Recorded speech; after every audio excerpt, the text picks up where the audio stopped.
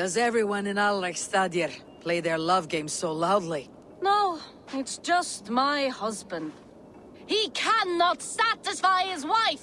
Ah, old age. No, he's still young and fit. It was not always so. He could not keep us apart when we were raiding. He would plow you during raids. Our first time was in the middle of a burning village. After a while, the crew made us stop. They said it was distracting. Love can burn brighter near death. Have you tried revisiting these memories? Yeah, but talking about it is not the same. I need to feel it, smell it. So you need to bring the excitement of the raid into your bed. You could help us pretend we are raiding. That will make my water flow. Come, we must tell my husband. I was only well, all right. Grab your weapon, you big, strong Vikinger. Today we raid. A raid? Now? Join me in the blood dance. Fill me with your battle lust. Oh, yes, yes! Let us go, Viking. Maybe you could start by breaking things.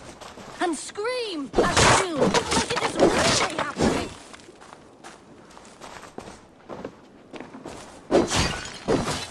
It is amusing, but not arousing. Yeah, it does not feel real enough. Maybe you need more fire, like the first time. Yes! Burn down our house! Burn it to the ground!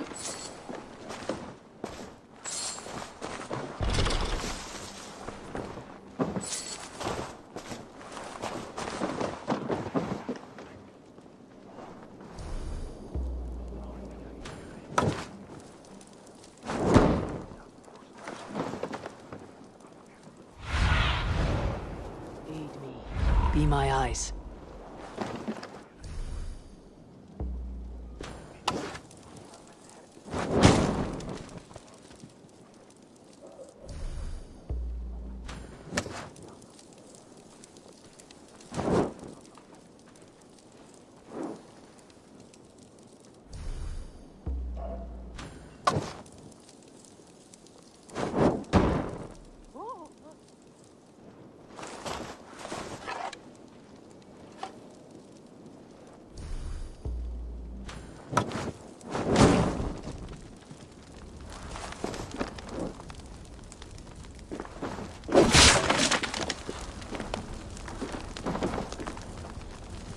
What did it? I am as hard as Heimdall's tower! Then ram me like the Valgrin's gates and enter Valhalla. Take all plunder you want, Vikinger. And take us also and let the love hunger consume you. Another time, maybe. But I will help myself to your chest.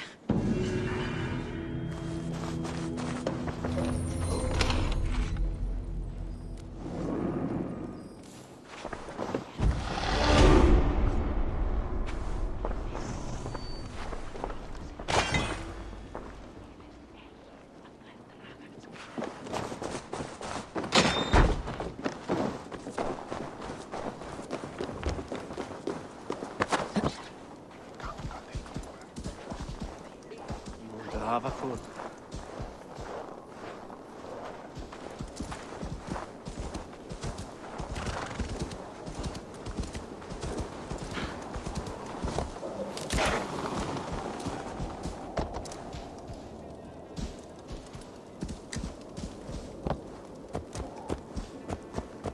Säger vad ägnat med det.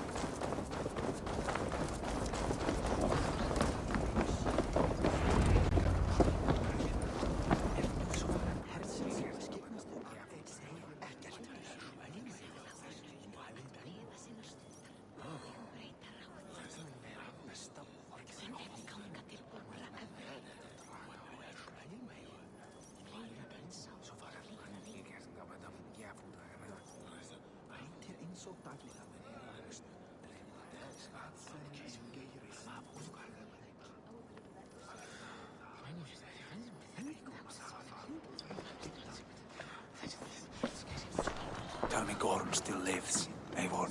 It pains me to say. He does. Thank you. His day will come. Oh, gods. I hate long speeches. Only when you're not giving them. Many of you knew my father, Halfdan the Black. A great man who achieved great things. Buried Halfdan's leg near our temple. The crops have never grown taller.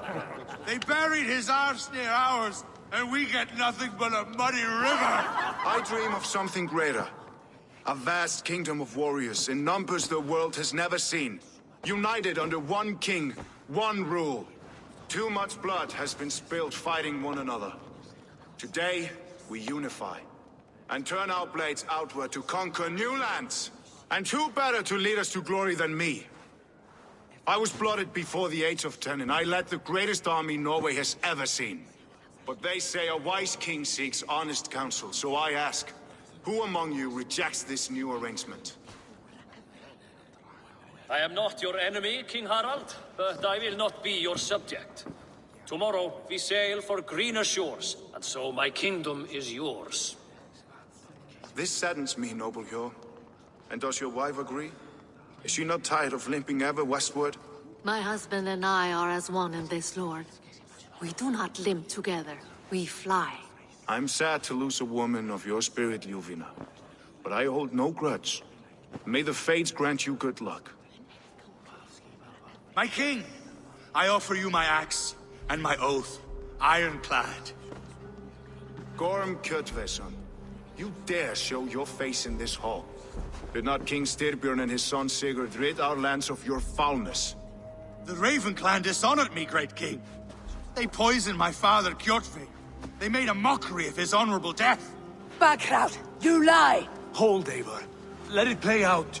This is a serious charge, Gorm, and a false one at that. My uncle saw your father die. Eivor Wolf-Kissed, you are Kjotve's slayer. This man has slandered your clan. What shall I do with him?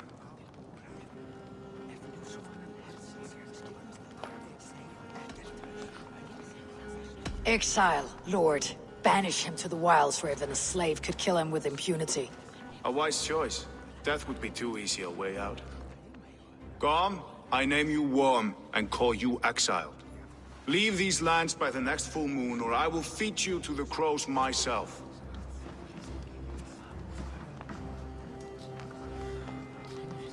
King Harald, may I speak? The floor is yours, King Styrbjörn. My people have held our land since the days when Odin himself walked among us. My kingdom is humble, but we have paid for it in blood. Our victory over Kjotve is proof that we will not lay down without a fight. All here have buried friends, brothers and sisters, sons and daughters. And I, for one, have had my fill of death. Let those who seek war look beyond our shores. If King Harald brings peace, then I am happy to bend my knee to him. What? What in hell's name are you doing, father? Securing a lasting peace, Sigurd. Our days of fighting are finished. You said nothing of this to me. Not a word. And I will not yield a title that should be mine by right. Then war will continue. Men will die, villages will burn, you foolish boy. This is our only way towards true peace. You will die a thrall, you drink-addled cow. Alone and toothless in a bed of straw. Forgive my son. He is ruled by his emotions. I take no offense, Styrbjörn Jarl, and I thank you for your fealty. It is natural to fear change, to resist it. But all things change and all things end. The lessons of Ragnarok are clear. We will speak again soon.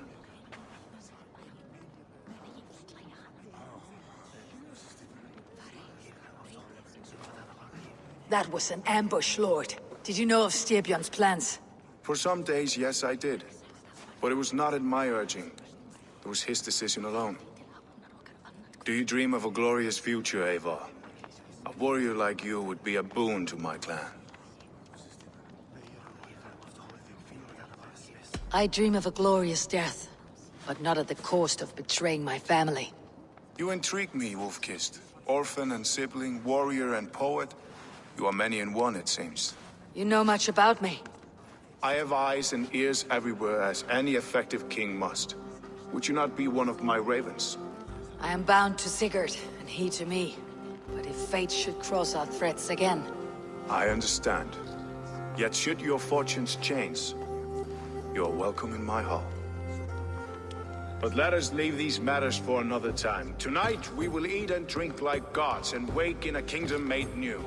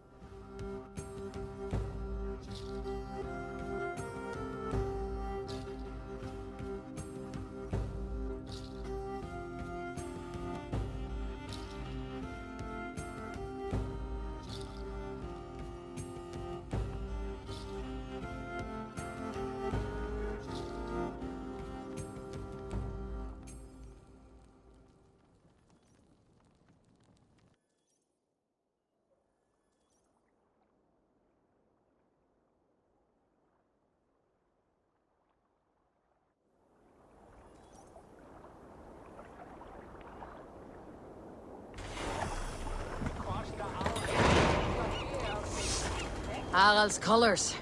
He's already marking his territory. Marking? Gods, he's spraying like a horny pup. Harald may be young, but he's clever.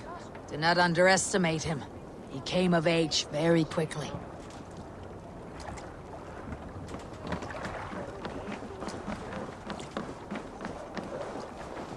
You there! What are you doing? If you wish to have words, come closer.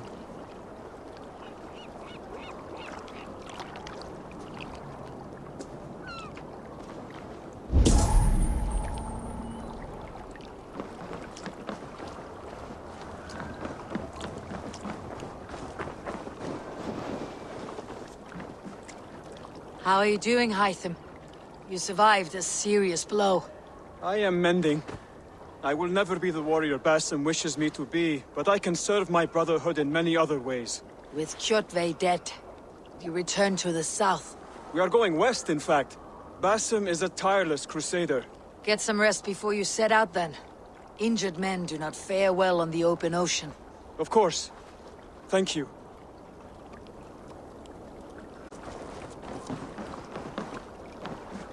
Are you one of Harald's men? I am. The king wishes to make a survey of the land he now rules. Nothing more. Let me ask, are you one of the conquered? Did Harald take your lands as well? No. My family has lived under his banner since the days of his father, Halfdan the Black. Well, welcome to Thornburg, warrior.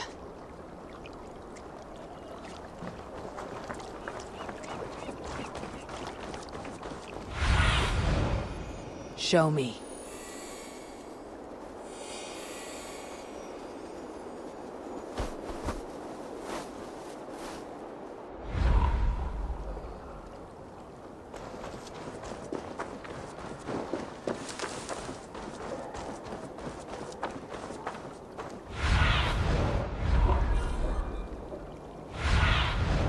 Survey the area, Sunan. I don't like the way those soldiers watch me. I find it flattering. You think one will marry you when...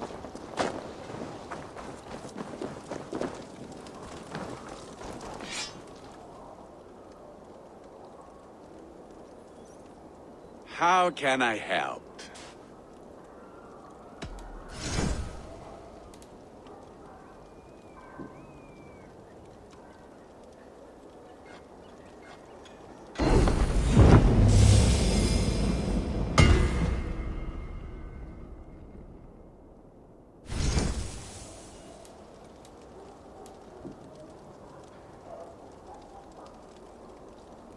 need anything else.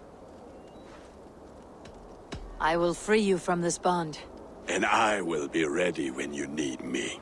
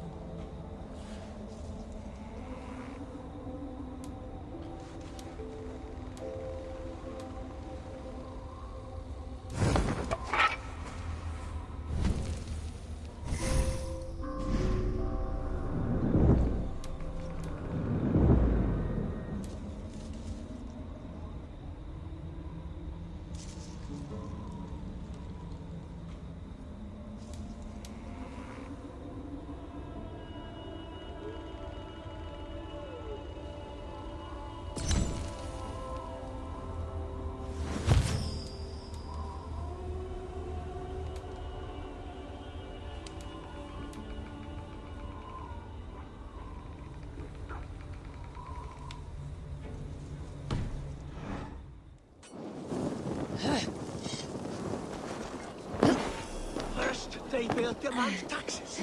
And soon after they will be living in our homes. Keep your voice down, they will hear you. Fine by me. If those backgrounds come to our door, I will carve them new shitholes.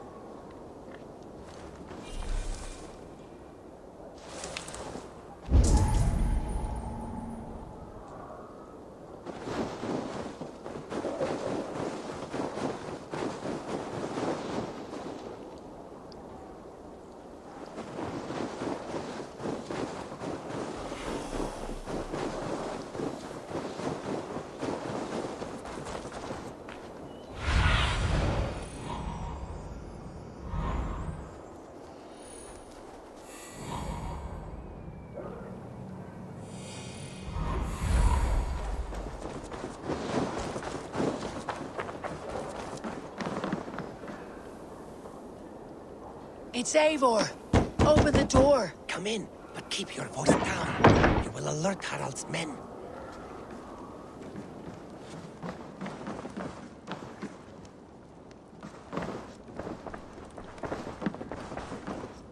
Where will we live?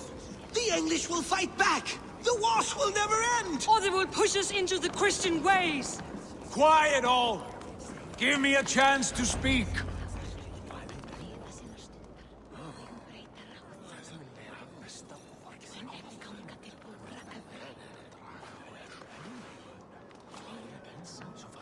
2 days ago, we rid this land of Kjotve and his dogs. Yet today, we do not celebrate. Today we cower under a cloud of fear. But it need not be like this. We are not the heel-trodden subjects of a boy king. We are the Raven clan. Our destiny is our own. Did you know about your father's oath to Harald? I did not. And for that my anger burns hotter than any man's here. But I will not let that drive me into despair. We cannot stay in Norway. Not under Harald's boot. Not without fueling more war. So we push forward. To newer lands. To England. And there make a new home. A kingdom of our own. The sons of Ragnar Lothbrok have been in England 8 winters already. Is there any land left for a clan of our size? More than enough, wife. Of the 4 kingdoms of England, only one is truly pacified. I have no desire to wear Harald's leash. I like this idea. A saga for the ages, I agree. It will take time and resources to build ourselves a new home, but the riches taken from Kjotve's raid would suffice. No. That belongs to my father, as a fair compensation. In England, we must start anew. You would start us with nothing? In a land we do not know? Among people who hate us? Kjotve's riches would go some way to easing our passage, Sigurd. I bested him. It is within my rights to claim his goods. Our leaving must not be an assault on my father. It is a time of renewal for us. If you object, I understand. Let your father keep Kjotve's riches. England will have riches and cargo enough for us. Good. I did not want this cloud hanging over us. It is a wise leader who considers the need of others. To England then, before the day is out. Pack what you need, but no more than that. And tighten your lips. The last thing we need is the attention of Harald's troops.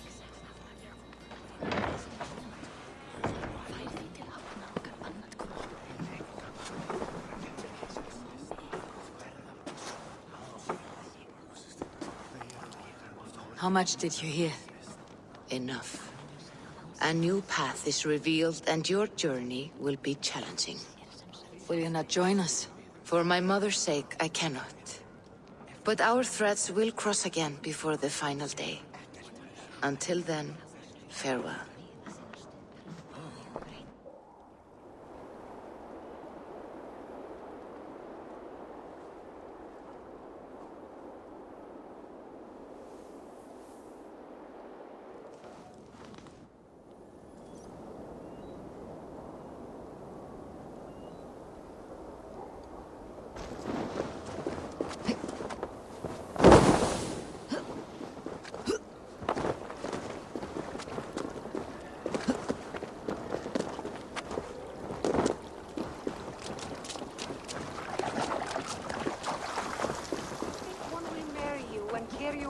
capital. Would he? He would take his on you moon-eyed magpie, leaving you with a little soldier to race by yourself.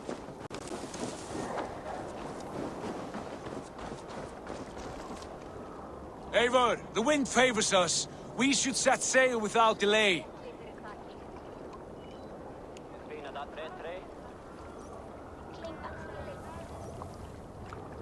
You made quick work of packing. Well done. The dream of new lands is a powerful lure. As is the promise of glory. But the act of leaving so beloved a home, there is a sadness to it. Having doubts? No, not at all. The die is cast. Then let fate guide our journey. Are you ready? I am ready. Let us take to the water and leave unbothered while we have the chance. That chance is past. Look! Fate flies on swifter wings than we. King Harald's banner.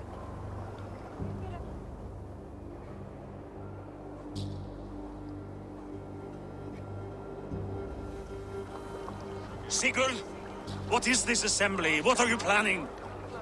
An exit, father. As graceful as I can.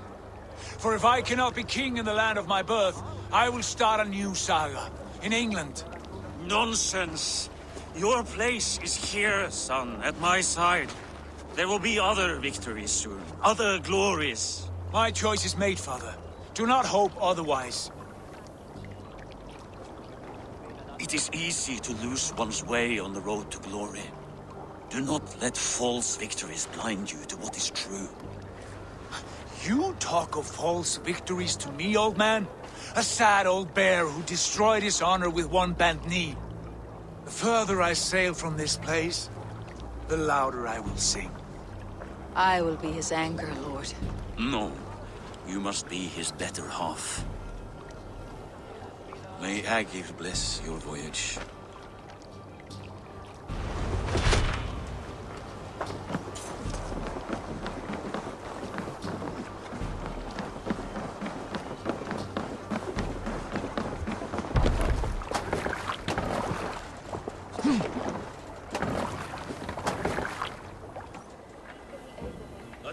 Tears is over, you weeping sacks of wool!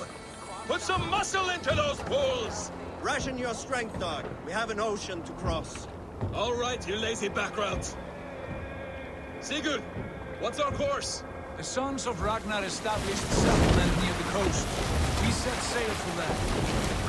Ragi, sing a song to lift our hoof. To rouse the gods!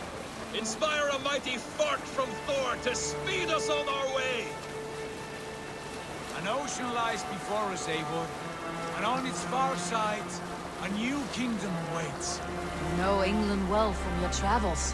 I spent a season in their kingdom of Mercia, a temperate land, lush and wild. By now, the sons of Ragnar will have claimed to join their army. They will join ours. In time, all of England will know of Raven Clan and the glory we brought to that fractured land. So to England! Glory and destiny! To England! To England! For Valhalla!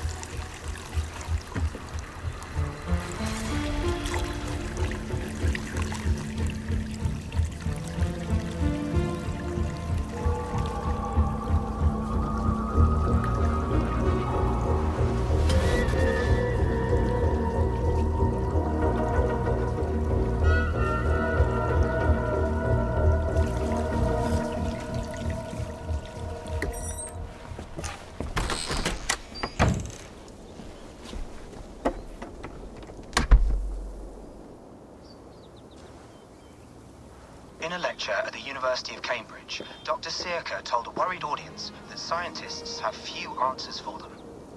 Since the mass coronal ejection of 2012, the strength of the Earth's magnetic field has increased by a factor of 50,000. This has resulted in huge disturbances in radio and satellite communications, dangerous bands of radiation around the poles, and as we can all see from our window, an aurora borealis that never burns away. Unfortunately, we are stumped as to why this is happening, and if we cannot find an answer soon, it may change the way we live, the way we communicate, even the way we evolve, forever. Dr. Circa went on to say, Bought you more electrolytes? Oh, new and improved citrus flavor. Thanks, Sean.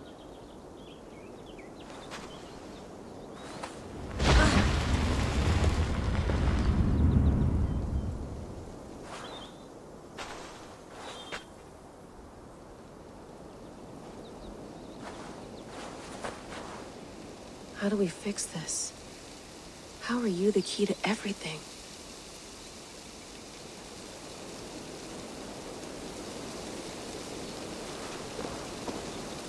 You're a long way from home, Eivor.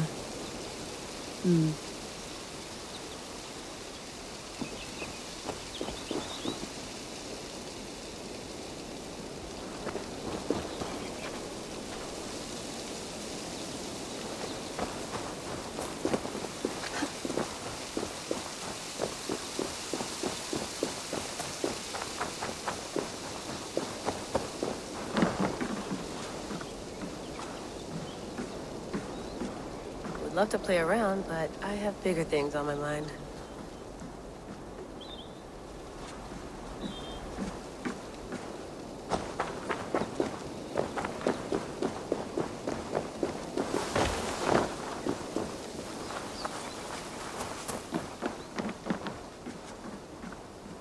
It's beautiful, but it's not normal.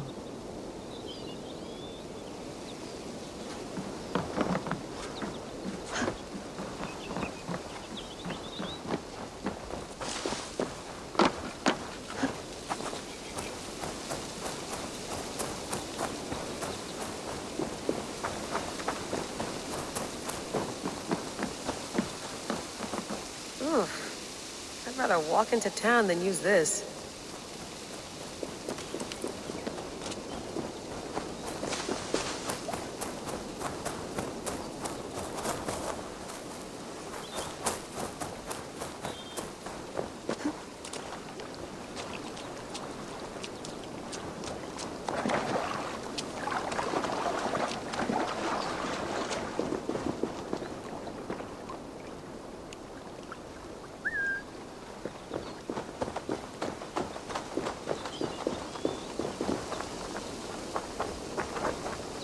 Someone's got mail.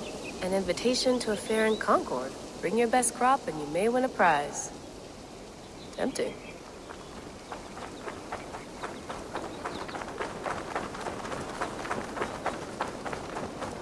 Layla, you can't run away from this.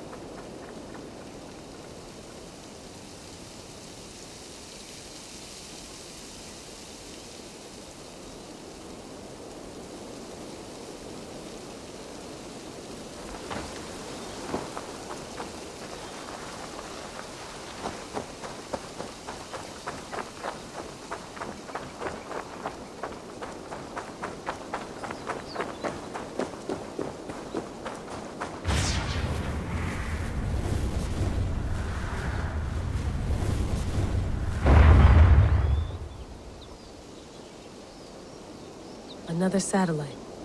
Damn.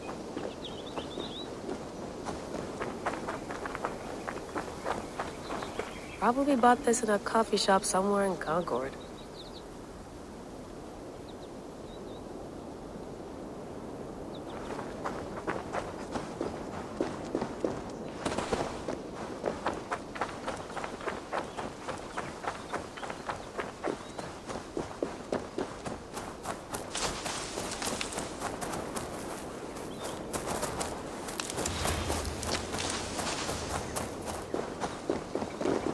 I'm not going anywhere.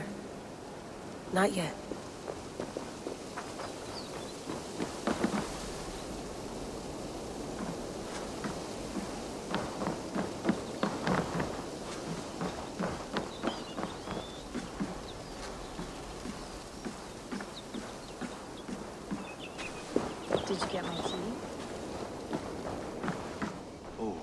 mint tea is not actually tea, Bex.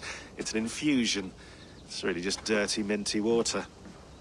I don't care what you call it, Sean. Did you buy any? Of course I did, love. Hey, sorry about pulling you out. The generator was sputtering. That's fine. I needed air. How is the Animus data stream? Comfortable? Felt pretty stable after a while. Good. Just give me a sec and you can jump back in.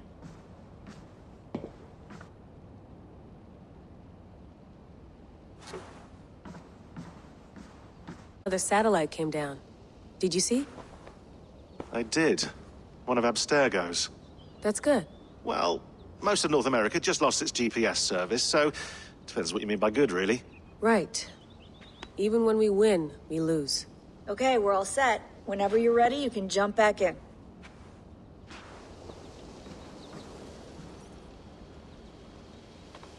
Hello, Layla. Sean, what do you make of the grave out there? Well, it overturns a few hundred years of scholarship about the first Europeans to set foot in North America. Apart from that, it's just a bunch of muddy bones, isn't it? Can we talk about this thing on my neck for a second? Ah, the mood stabilizer. Yes. It's not harmful, is it? I mean, I feel good, but I want to make sure there's no side effects. There shouldn't be. It's only blocking outside signals, a passive effect. So the staff doesn't, you know, mess with you. Sean, what happened last year, I had no control over that. I tried to resist. I understand. And your old team, maybe they don't. But we've seen that sort of thing before. Still, if you want to work with us and get to the bottom of why the world is about to end for the second time in 8 years, then you wear that thing until we say otherwise. William's orders. I know. It's not a problem. It's just a few more weeks, yeah? Just until we figure this out. You're right. I know you're right. Sean has been busy.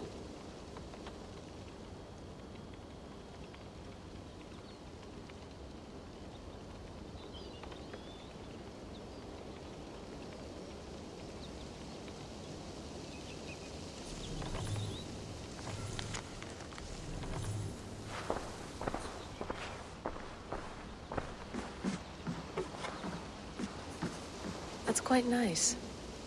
Soothing. Let's have a look.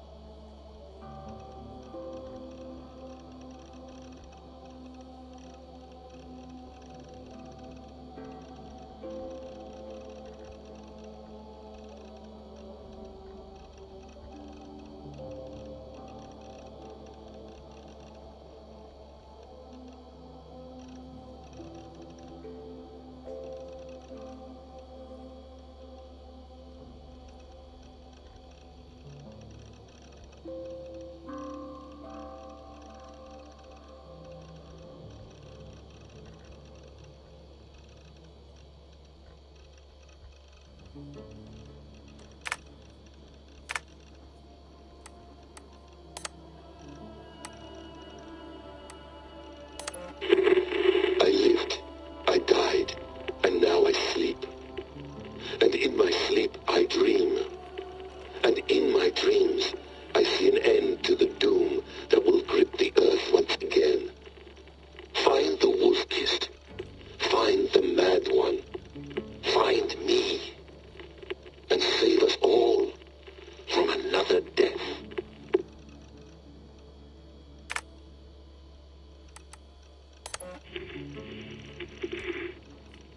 Layla, thought you might be interested in this. Conversations that Bex and I had with Desmond back in 2012. December, I think. Just, candid talks, that's all. We didn't square any circles or write any beat poetry. But he did have some interesting insights into his time in the Animus and what it means to be an assassin. Anyway, have a listen. You might find you and he had similar experiences, so, well, let me know what you think. Unless it's to tell me I sound like a total brat in these recordings. If that's the case, just say nothing. I mean, I did have a slight cold at the time I recorded these. That's probably why I sound odd. Anyway, okay, I'm done anyway, so... No, come on, Sean. Turn that thing off. Oh, hold on. I like what you said there. I want to get this for posterity. Say it again, nice and loud. Seriously? Sure, come on. If nothing else, it'll give me leverage with your old man. Ah, that's your angle. Nice. What I said was, I wish I hadn't been born into the Assassins. I wish I had chosen this life. Is that good enough? Sure, but why is that? Because choice is the central idea of our creed. It underpins everything, right? It's about free will. It's about seeing the evidence before you and saying, yes, this is what I want. Or, no, this isn't for me. But when you're born into a group like this, or any other, like I was, you get mixed signals. You get told over and over again, this is what we believe. These are the rules. This is reality. No deviation. And if you question it, oh, they look at you like you killed a puppy. That's hardly free will. It's a weird irony when free will is your central belief, but nobody wants you to believe otherwise. I don't know how to say it exactly, but I always thought there was something self-destructive about our creed. If free will is the most important moral guidepost we have, we should be free to ignore it. To choose submission, for example. You know what I mean? Like, we should be free to side with the Templars. If it's really my choice, I could do that. Right. It's almost self-refuting. A democracy could democratically elect a dictator or choose to get rid of democracy altogether. Within our creed is the seed of its own destruction. That's what makes it powerful, I think. And fragile. Right. The more freedom you have, the more risky it is, you know? Anyway, my dad has mellowed over the years, but he was strict when we lived on the farm. He ran a tight ship. I never got the impression that I was free to choose my path forward. Our creed, our tenets, they were drilled into my head. By the time I was a teenager, I was following these rules out of a sense of duty. This was just what we did. That happens to a lot of organizations over time. The stagnation sets in, you know? The fundamentalism. Yeah.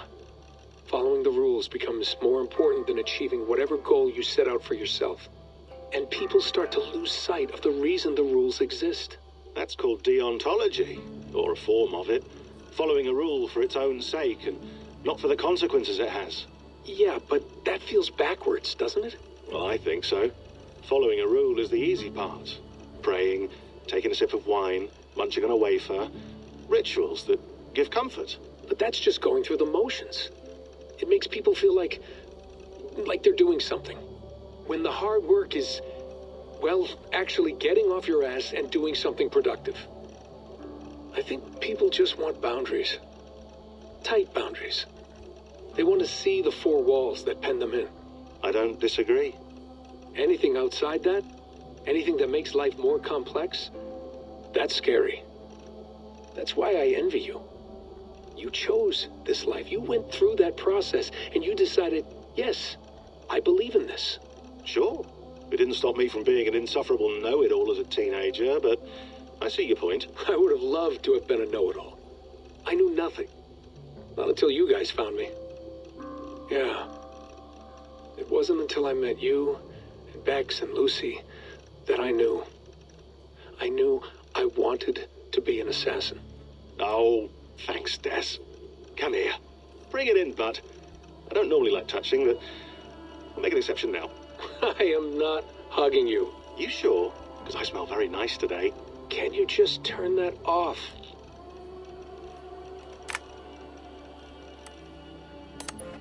Hold on, I'll just set this here.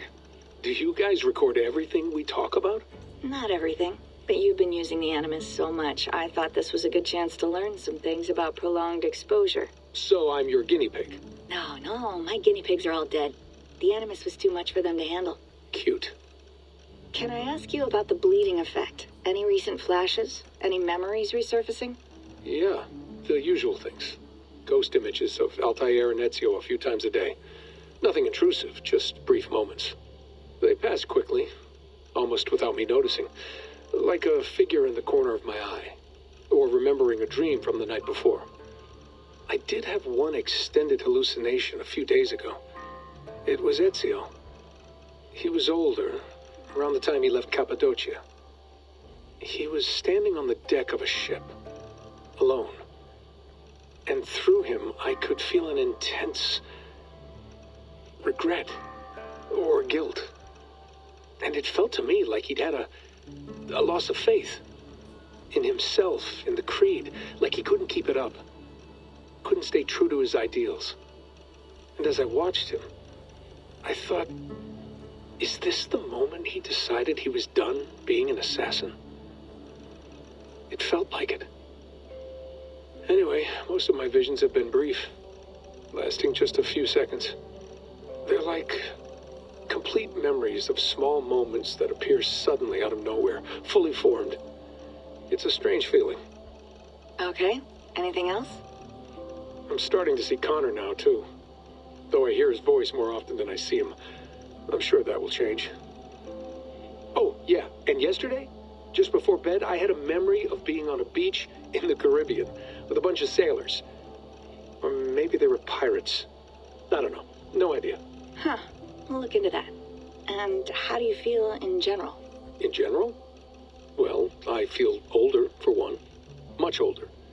And it's strangely comforting.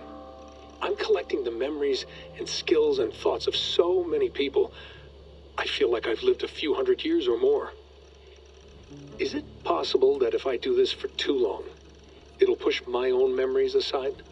That I'll be everyone but myself after a while? It's possible. That's called identity substitution. It's happened before, but it's rare. And someone with your background shouldn't need to worry. My background? You mean someone with my genes? My abilities? You have Isu DNA, and that lets you see things and do things and withstand traumas that other people can't. And I can suffer in ways that others can't. That's not something to be proud of. You mean the apple? Yeah. It has a pull, Bex. It tugs at my brain. It talks to me. Teases me. Drives me mad. And what I did to Lucy...